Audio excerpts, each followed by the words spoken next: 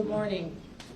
I'm Muriel Bowser. I'm the mayor of Washington, D.C. We are here at Reagan National Airport to provide an update on the tragic events of last night.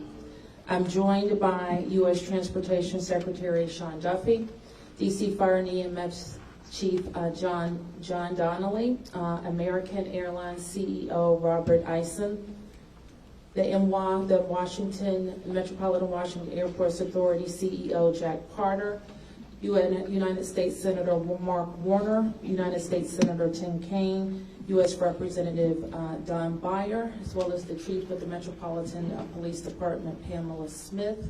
And we are joined by first responders from across the Metropolitan Washington region. I speak for all of us when I say, and certainly all Washingtonians, how very sad we are for American Airlines, for the United States Department of Defense, and for all Americans for the loss of life that happened with the collision of these aircrafts. We know that includes families from across our region as well as in Kansas and across the country. This morning we all share in a profound sense of grief. I do want to thank the first responders who acted quickly last night, who ran towards danger, went into a very frigid river, and have worked throughout the night. Chief Donnelly reported in last night's briefing that we have a strong mutual aid agreement in our region, and those teams have worked together throughout the night in really tough and heartbreaking conditions, and we should all thank them for their heroic efforts. So we'll have several updates today. I'm first going to turn to the Secretary of Transportation, Sean Duffy, and then you will hear directly from Chief John Donnelly with a situational update. Thank you, Mayor. Again, Sean Duffy here, Secretary of Transportation. We wish we were gathering for different purposes today. I just want to let you know that the Department of Transportation, the FAA, along with the White House, President Trump, local, state, and federal partners, all working together on this incident in unison. I couldn't be prouder of this team that's been assembled, working tirelessly. Mayor, I want to thank you specifically for your work. A few details I'd like to give all of you, and some of you reported this, but last night, if you live in the D.C. area, you would know that this was a clear night last night. The helicopter was in a standard pattern. If you live in the D.C. area, you'll see helicopters up and down the river. This flight pattern is seen oftentimes when you live in D.C. This was a standard flight pattern last night as well. The American airline flight coming into land was in a standard flight pattern as it was coming into DCA. So this was not unusual with a military aircraft flying the river and aircraft landing at DCA. And again, if you live in the area, you'll see that frequently with those two aircraft working together. As many of you have reported, we have located the two aircrafts. The fuselage of the American airline plane was inverted. It's been located in 3 different sections. It's in about waist-deep water, so that recovery is going to go on today. As that recovery takes place of the fuselage of the aircraft, NTSB is going to start to analyze that aircraft, partner with the FAA with all of the information we have to get the best results possible for the American people. I would just say that safety is our expectation. Everyone who flies in American skies expects that we fly safely, that when you depart an airport, you get to your destination. That didn't happen last night. And I know that President Trump, his administration, the FAA, the DOT, we will not rest until we have answers for the families and for the flying public. You should be assured that when you fly, you're safe. Thank you.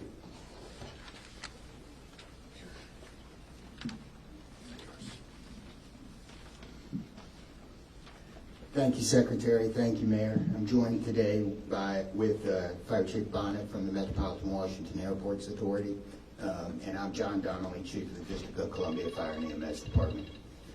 Last night at 8:48, the control tower sounded an alert, which alerts responders to respond to a report of an aircraft crash on or near the airport. That sets off an immediate response from the Airport Authority Fire Department, from the District of Columbia and Metropolitan Harbor Patrol fire boats and other fire boats on the river in order to support that type of operation. Very quickly, this call escalated. It became apparent, the responders realized that they had a plane crash and immediately escalated to a response that ultimately included about 300 people last night. These responders found extremely frigid conditions. They found heavy wind. They found ice on the water, and they're operated all night in those conditions. I'd like to take a moment to acknowledge the agencies that responded in addition to DC Fire and EMS and the Metropolitan Washington Airports Authority. Montgomery County Fire Department, the Prince George's County Fire Department, the Charles County Fire Department, the Baltimore County Police Department, the Anne Arundel County Fire Department, the Alexandria Fire Department, the Arlington County Fire Department, the Fairfax Fire Department, the Prince William Fire Department, the Baltimore City Police Department, the Maryland State Police, the Maryland Natural Resources Police, the Department of Defense, the Joint Base in Bowling Fire Department and the staff there, the U.S. Army, the U.S. Coast Guard, the United States Park Police, the Metropolitan Police Department, the FBI, and the NTSB. Despite all those efforts, we are now at a point where we are switching from a rescue operation to a recovery operation. At this point, we don't believe there are any survivors from this accident.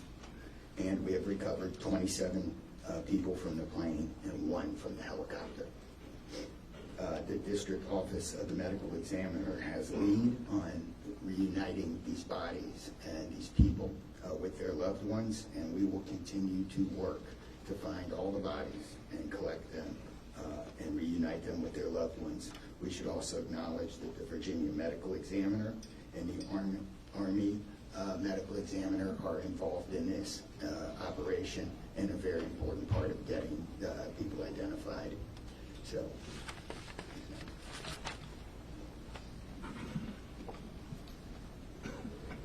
Our hearts are certainly with all of the crew in American Airlines, and we'll hear from CEO Isom.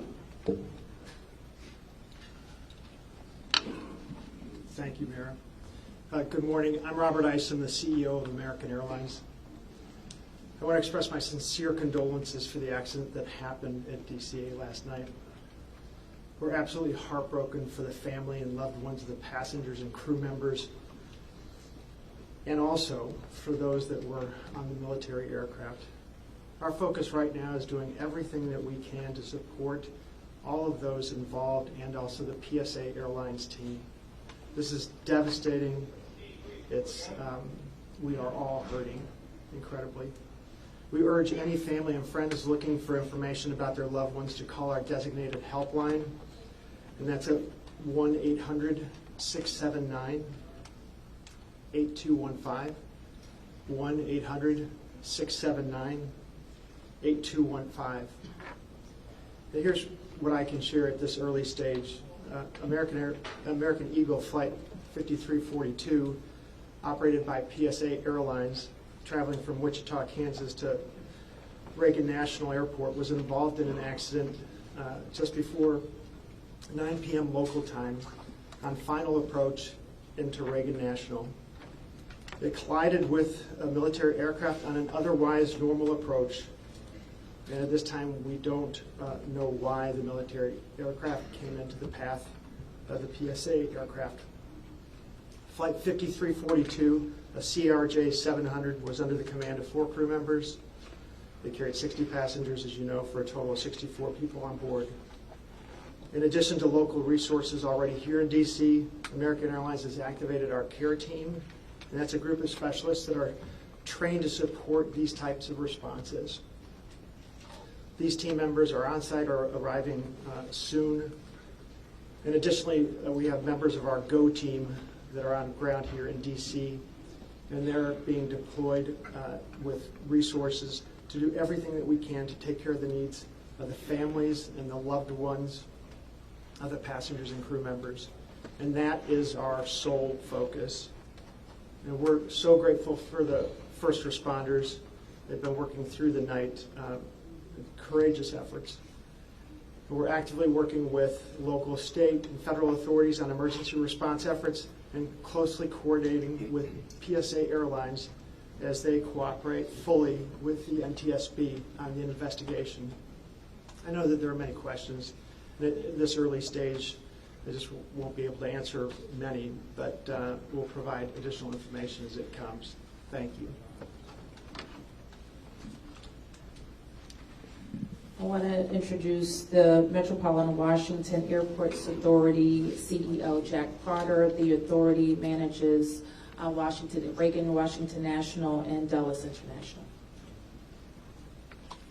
Good morning and thank you, Mayor.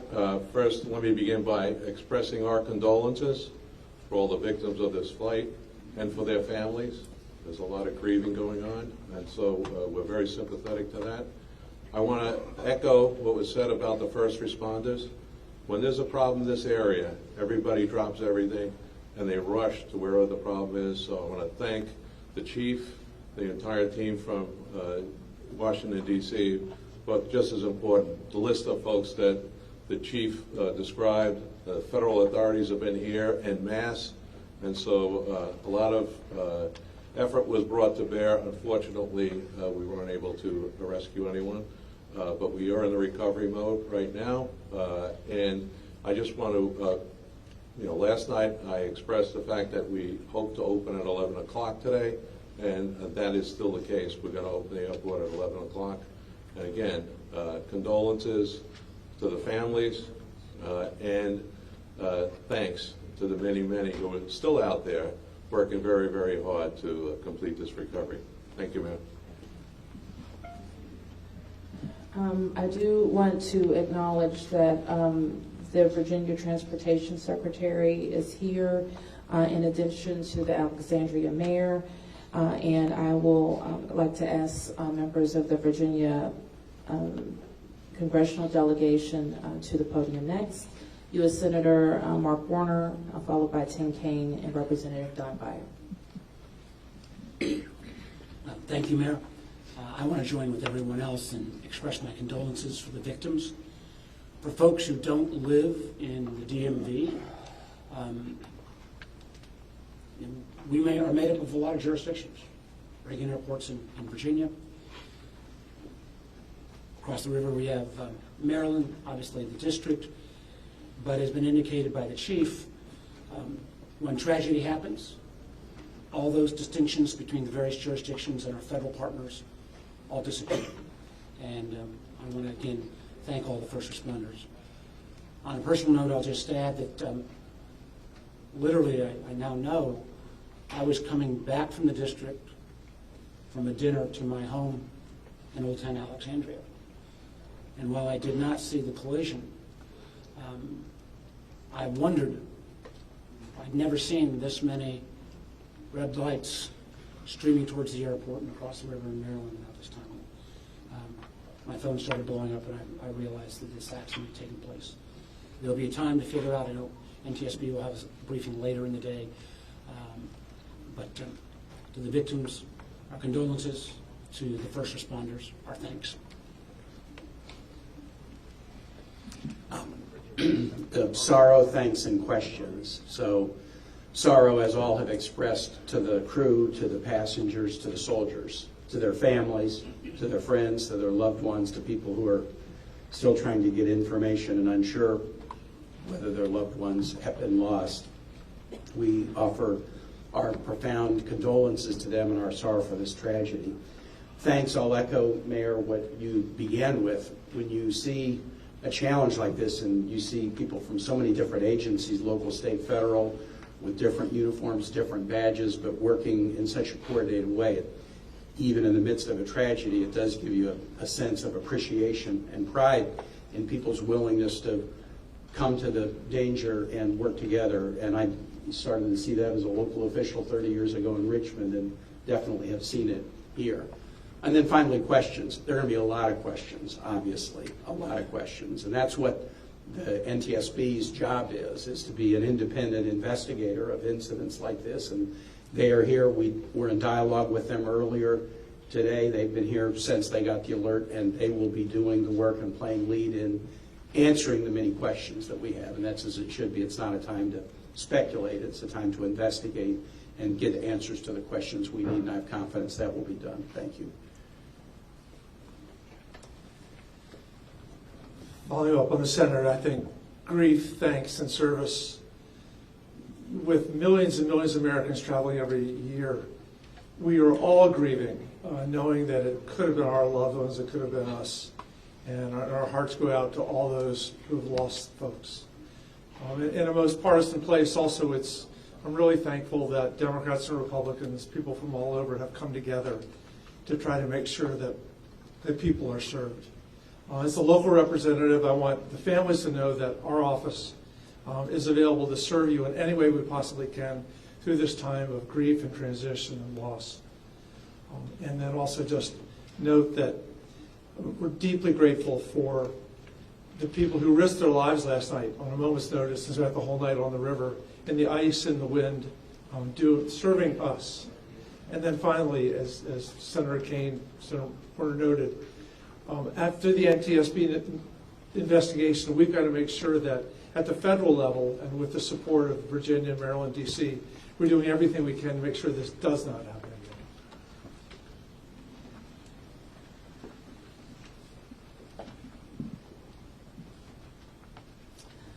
So with that, it's been said already that the National Transportation Safety Board becomes the lead agency in the investigation.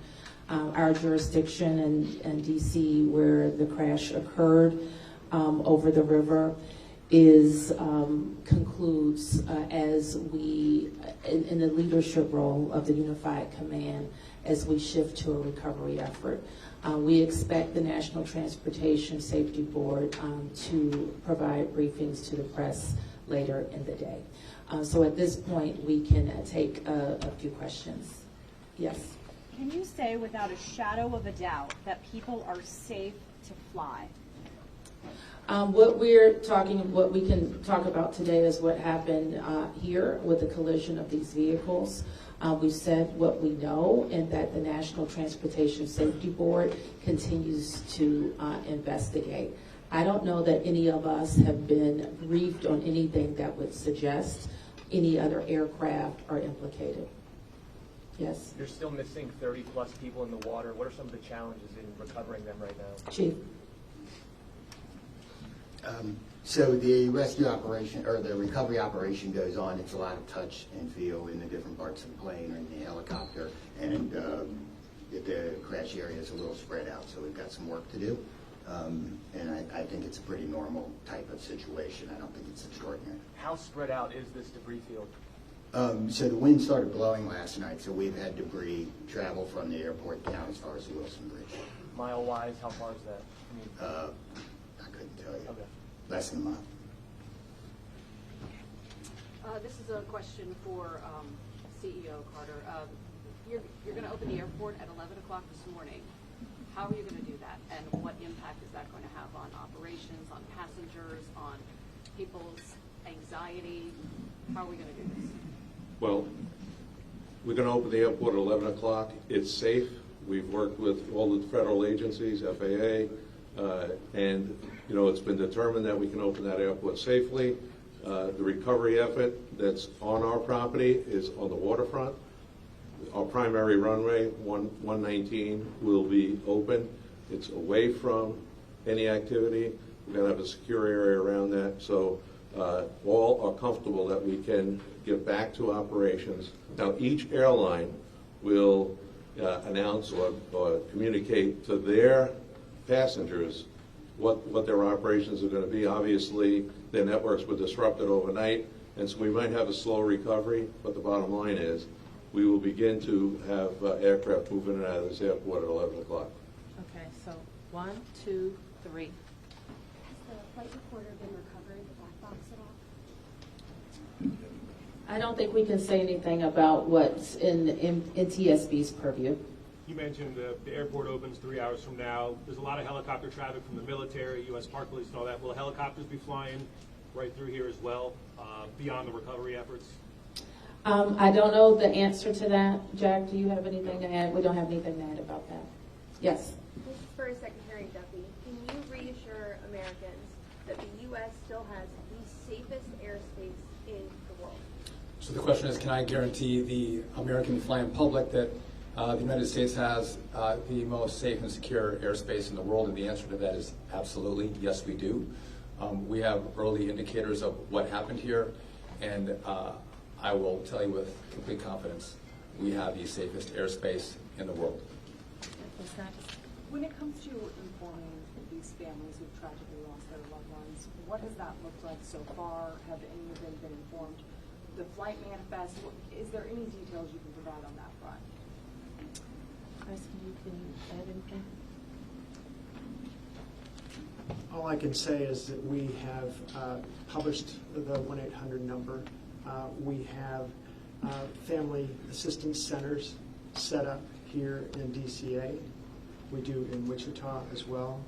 I'm not at liberty to give the number of families that have been that have used those services, but we are making that use. We have over 100 team members that are either here or on their way. They're specially trained to work with family members, handle travel arrangements, hotel arrangements, incidentals, to make sure that we're taking care of people in any way that they can. As you know, as our teams are hurting and suffering, as our passengers and their families need assistance, we're doing everything we can. I don't have any more information on that right now. Mayor, you're next. Chief Donnelly, can I ask you to describe the next phase of the investigation? How confident are you that you'll be able to recover all 67 of these bodies? And can you speak to some of the debris that's also being pulled out of the river? We understand there are some suitcases, some other things that have been pulled out from the river. And I would like to ask anyone here, perhaps the Transportation Secretary or Mr. Eisen, if we know anything about these victims, age ranges, nationalities, anything of that nature. So the next phase of this operation is going to be led by the NTSB. All of us are working together, though, to search the area and find victims. I'm confident that we will do that, and that will take us a little bit of time, though, and may involve some more equipment. As far as the things being collected, I don't have personal knowledge. I know that we have been collecting debris that you would expect to see from a plane. Okay. Anything about the victims? So the question is about the victims. The NTSB is going to lead that portion of the contact with the victims. I believe American is going to be involved with that as well, and so will the FAA and the Department of Transportation. Secretary Duffy, we're going to take some questions over here. 1, 2, 3, 4. Okay. First, Secretary Duffy, the flight path that the helicopter was on, is that a common flight path, and is it normal for helicopters to get clearance to cut across busy push paths? So I don't know if you all could hear the question. It's a question about the flight path of the helicopter. I don't want to go into too much detail about the information we have from the FAA, but obviously it is not standard to have aircraft collide. I want to be clear on that. But prior to the collision, the flight paths that were being flown from the military and from American, that was not unusual for what happens in the DC airspace. And as this investigation moves forward, we will be able to provide more information to you about the details of that statement. I wanted to follow up on that question regarding the flight path, because you said it's standard. So can you speak to the conversations with air traffic control? Were there blind spots here? I don't know if you understand. So the question is, were there blind spots with air traffic control? I don't want to make statements about that. I don't lead into that answer. But again, I think whether it was air traffic control, whether it was military aircraft, helicopters, or the American flight, everything was standard in the lead up to the crash. Now, obviously, there was something happened here. You'll get more information and more details as this investigation moves forward. We'll learn what happened. But again, those who live in the DC area, we see military helicopters fly up and down the river. It's a standard path that they fly. They're used to aircraft landing at DCA, and there's a procedure in place because this happens every day. Something went wrong here. I look forward to the time and point when we can give you that information, but I don't want to comment on that right now. Senator Payne and Senator Warner, you all have been, very vocal about your concerns about busy runways here, air traffic. I know it's still early in the investigation. I'm just curious if any steps that you all plan to take to address that. We have raised this issue continuously. We've got very busy airspace. I think we will ask questions, but at the appropriate time. But we are in this period right now where families are still being notified. We're trying to figure out what happened. There'll be time for those discussions, I think. Yeah, I just say the same thing. We've been pretty plain about our concerns, but it isn't a good time to speculate right now. We have faith that the NTSB will provide the answers about this. Okay, you fourth here, and I'm going to take 3 in the middle, and then we're going to have to wrap 1, 2, 3 after this young man. Thank you, appreciate it. Chief, I know I can imagine it must be traumatic for your first responders to have to deal with this. How are they doing right now, and are you all going to be offering any services to help them as they process this? So thank you for the question. Our first responders are resilient people, but yes, this call will be hard for them. Our peer support teams are already engaged with the responders, and we'll be following up on that to make sure that they're okay. But I think the concern is real. Okay. Thank you, Mr. Mayor. What kind of communication was there between the helicopter and the tower, the plane and the tower, and the helicopter and the plane? I don't want to say too much on the communication between the helicopter and the tower and the airline and the tower, but I will say this: there was communication.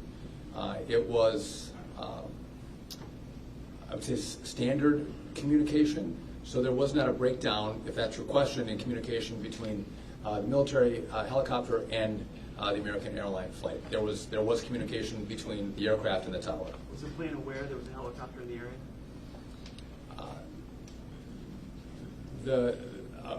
I would say the helicopter was aware that there was a plane in the area. You mentioned that. So the president, you said yesterday that you called into the briefing room. Has he returned to the briefing room since then? Have you spoken? Also a question about National Security Advisor Mike Waltz. He's saying that there was 30 bodies that have been recovered. That you just said that at the White House. Curious, I know you're in this presser right now, so that's hard for you to update. But I do have the question posed in the briefing room. I can get the body. Okay, first. So in terms of body recovery, we as we recover bodies, we have a process, and we're not counting any bodies until they're in the possession of the medical director. So there may be some fluctuating in numbers that other people would report, but our numbers from the medical examiner. So just in regard to the president in the briefing room, I've been with this team for the last hour plus as we've worked through the details of the information we wanted to give you. But it is my understanding that either this morning he was going to be in the Situation Room, or the Situation Room is obviously briefing the president. He has been kept in full appraisal of what is taking place.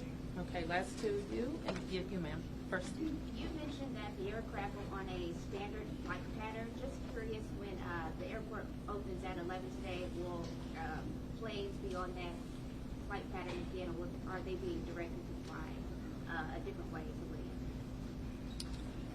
Jack, do you want to? Well, I mean, safety is paramount, and I don't have that information quite yet from the FAA, so I don't want to provide an information I don't want to provide an answer or inaccurate information on what routes will be flown out of DCA. Okay, last one. Two questions really quickly. What do you know about the experience and history of the pilots of both the American Airlines plane and the Army Blackhawk helicopter? And then for Secretary Duffy, last night the president had said that this could have been prevented and questioned why air traffic control didn't tell a helicopter what to do. Is that something that investigators have determined should have happened in this situation? Secretary, just quickly, I don't have a lot of information to release, but these are experienced pilots. I know that the captain had 6 years with PSA, or almost 6 years with PSA, and the first officer almost 2 years. Again, standard approach, and that's all I can say. Thank you.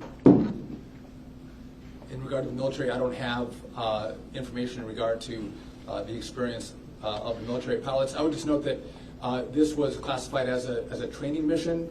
Sometimes people could think that a training mission is someone who is inexperienced in the cockpit.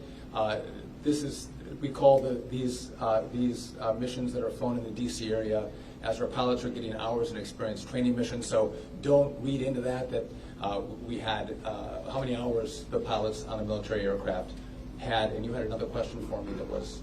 Last night the president had said that this could be prevented, and also that air traffic control, questioning why they may not have communicated with the helicopter telling them what to do. So we are going to wait for all the information to come in from this vantage point, but to back up what the president said, what I've seen so far, do I think this was preventable? Absolutely. Thank you. Is there an acting FAA director? Thank you, everyone.